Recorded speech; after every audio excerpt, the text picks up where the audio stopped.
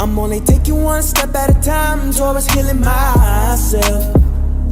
I had to get out, I found a way out. No more living in pain or misery. It's all about protecting my energy. Keep the negative away from me, because I am just keeping my peace. Cut off everything that no longer was serving me, and I chose to start loving myself. I walk in my purpose, no looking back, I'm only going within. Be.O. standing there, a better version of me. I must say that I'm proud of me. It's not about how you feel, I'm living proof that God is real. So let me show you how to heal. Damn it, I'm wearing it well, cause I came a long way. My journey isn't yet complete, that's what it look like to heal. Damn it, I'm wearing it well, I'm proud of myself.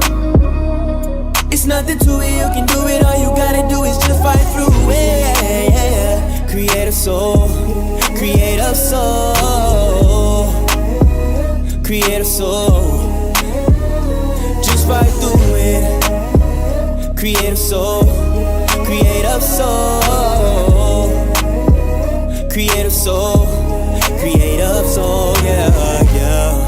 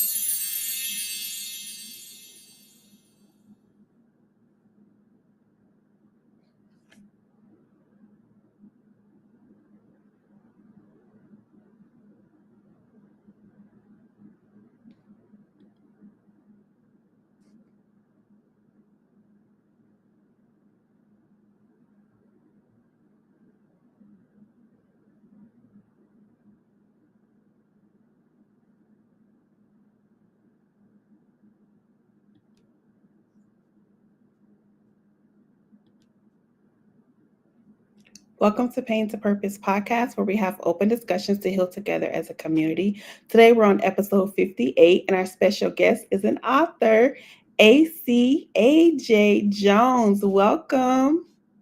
Thank you. Thank you very much. Thank you for having me. You are welcome. How are you today? I'm doing great, doing great. I got to say that intro was dope. I like that. I just shoot a little ball and everything. I like that. You are welcome. You are welcome. Thank you. I am definitely excited to have you on to the show today, and excited to hear about all the amazing things that you're doing to help our community. So let's get right on into it. Right on. So, how did you become an author? What's the story behind it? Well, I started off writing poetry when I was a little kid, trying to get all the little girls to like me. So I was writing little love poems here and there. My mom used to write poetry. My sister used to write poetry. And we used to always say we wanted to do a poetry book together. And then that kind of ventured off into me, actually started writing my first story. I actually started writing my first story when I was 18, trying to start my first novel. And Okay. I'm 47 now, so it took a long time, but, lost manuscripts, had to start over, start back over.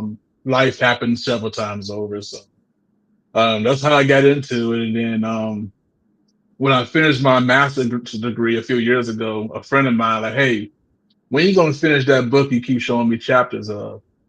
And I was like, you know what? That's my next plan. So I went ahead and finished my first book, which was Urban Mind State. Okay. And after that, it just been off to the races. I did Urban Mind State in 22, then I did Urban Mind State 2 in 23. And then So I said I stop right wanted to there. take a little break. Can you tell us about that first book? Oh yeah, yeah. So I grew up in Memphis. Urban Mind State is kind of a reflection of that. some of the story is based off of reality, things that I went through, things that I saw. Um, some of it just, it's fiction, urban fiction. So basically, it's about a young man named Mitchell Daniels. He was born into two different worlds. His mother was suburban. Her dad was a star surgeon. Mhm. Mom could have been an accountant. I mean, it was really tough on grades and everything, so they made sure he kept his grades up. Well, Okay. mom was in love with a bad boy. He went by the name of Xavier, went by X in the streets. He was no known killer, hustler, gangster, and the lure of the streets is what attracted Mitch Daniels. So he changed his name to MD, and he used the moniker MD in the streets. Okay. And so he was out there in the streets for a long time, for years, following his dad's footsteps. His dad went to, I don't want to give away too much of it, but he realized that the streets didn't love him like he loved the streets. Okay. So, honoring a promise to his mother and father, he left Memphis. He went to Florida, became a successful businessman. Life was going great. He was engaged. Everything was going good, and the streets reeled him right back in. And he went right back into Memphis and fell right back into that urban mind state. Okay. So look, this book sounds interesting. We're not gonna give them any more information because we want them to go over and purchase the book. So where can they purchase that book at? So it's on Amazon.com, it's on Barnes and Noble, Walmart.com, and all that stuff. It's also in TikTok Shop. So you can go to Okay. my link in TikTok Shop, and it's also on my website,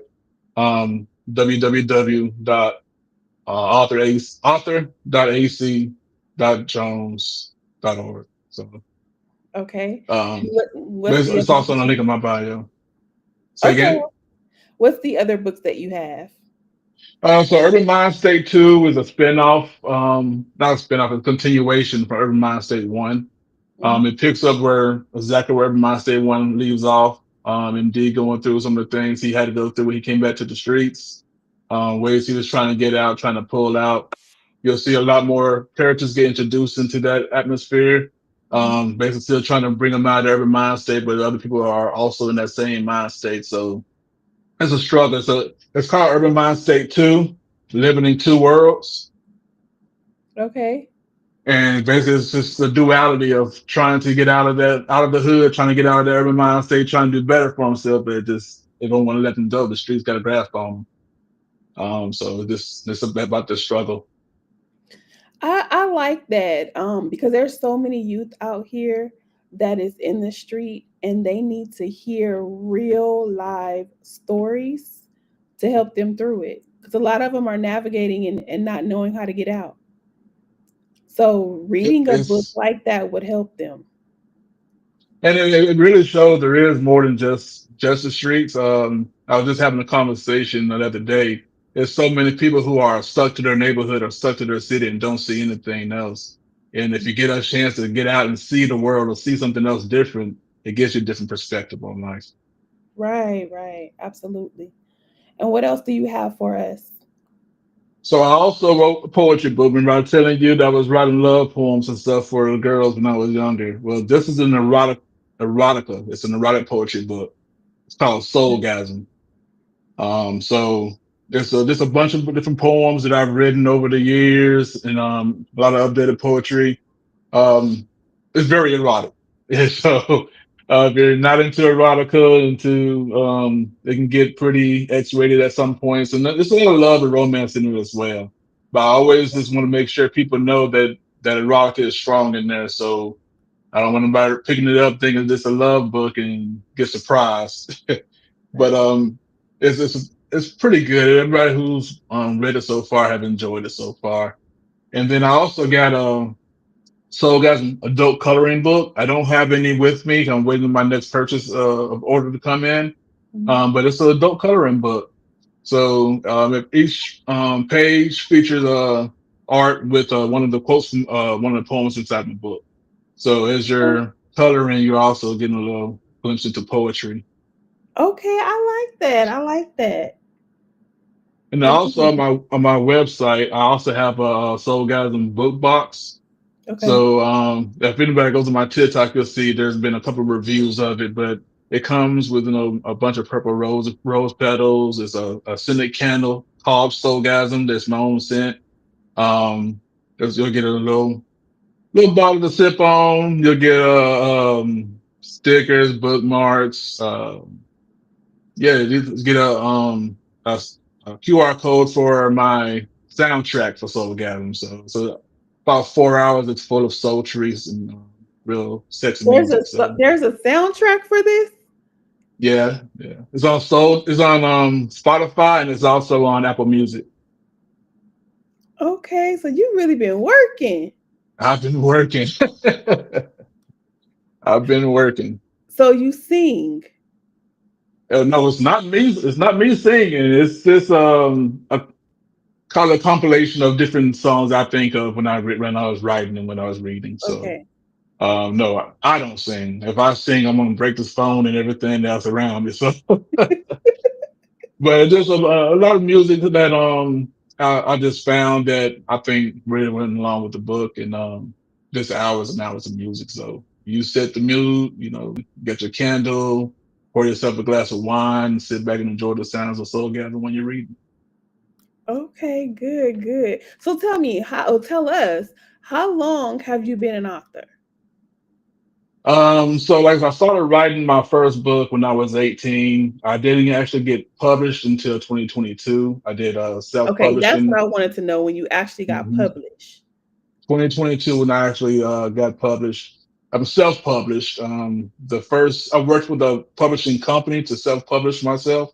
Hmm. The first time around, I didn't know anything, so they didn't do me wrong, but it was quite expensive paying somebody else for a lot Hmm. of stuff. I figured out how to do on my own. So my second book, I self-published it all on my own. I just paid for graphics and editing and formatting things of that nature. But yeah, I taught myself how to, for my first experience, how to go through and do all my own publishing and everything. So Yeah, I'm a self-published author too. it's hard, isn't it? You know I what? mean, Because people are gatekeepers. they are. And I was gonna start my own publishing company just for that, and it wasn't a traditional publishing. It was just so I can teach people how to Hmm. publish their own. Hmm. Because there are so many gatekeepers out there. I paid $4,000 to learn that I could go on Amazon KDP and publish the book on my own. Hmm. And there was other nuances. You got to get your ISBNs, but you can get it for free or you can purchase your own. Hmm. There's a lot of ways around it. I don't have to tell you, but for people who listening, do your research because you can find all Yeah. this on YouTube. I did a lot of research trying to figure out, okay, why did I pay so much money for something that was so, I'm not going to say simple, but a lot more simple than paying $4,000. Hmm. But I mean, if you get the money to spare and you don't want to do all that yourself, it can be a long, tedious process. But if you get the money you want to spend it, go ahead. But if you don't, which most authors aren't, if you're not doing traditional, you're not getting a whole lot of money off the front. So it just pays to go ahead and research. Yeah. The one thing that was hard for me is knowing that there's people like us that have been blessed with the knowledge that they've been blessed with, and they want you to pay thousands and thousands and thousands just for the simplest information. And I get it. Some people have gone to school, taken classes to learn certain things, as I have. But I truly believe that if God has given you a gift, that gift is not for you to be a gatekeeper. No, absolutely not. The first publishing company, I'm not going to mention their name because I don't want to badmouth them like that, but they looked like us, and I paid them all that money for them to go on Amazon KDP and publish my book. And so just realizing that that's a free website to publish a book on. Hmm. And if you want to go global, you can go to Ingram Spark. Ingram Spark will put it in all the stores worldwide. You can find it on Goodreads, all of that. So just to realize after the fact that I paid all that money and they could have just kind of walked me through it. I was paying attention. They didn't know I was paying attention. So this is kind of who I am. So I was taking my notes. I was paying attention to everything they were doing.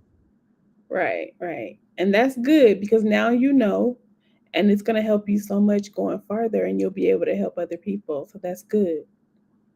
And That's for whoever's listening, if you hit me up on email and on my website, any of my social media with any questions, I'm more than happy to answer. I've done it already, so I'm not going to gatekeep the information.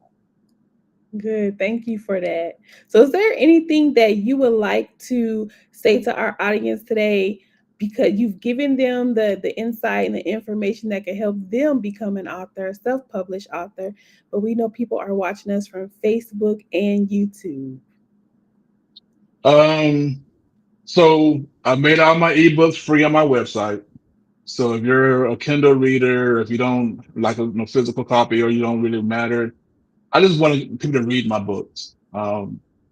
That's why I got into this. I didn't get into this to get rich. I got out there because I had things in my mind that I wanted to get out. So when I've given books away, I've sold books, whatever, just to get them in people's hands so they'll read them. So I decided on my website, I was going to go ahead and leave all them ebooks for free. Um, but again, if you just, hey, help support. Yes.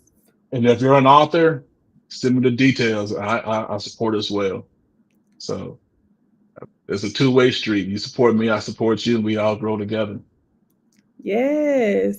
If you have any flyers or anything you would like to put out, send it over to Paint the Purpose and we will definitely post it on our social media sites as well. I appreciate that.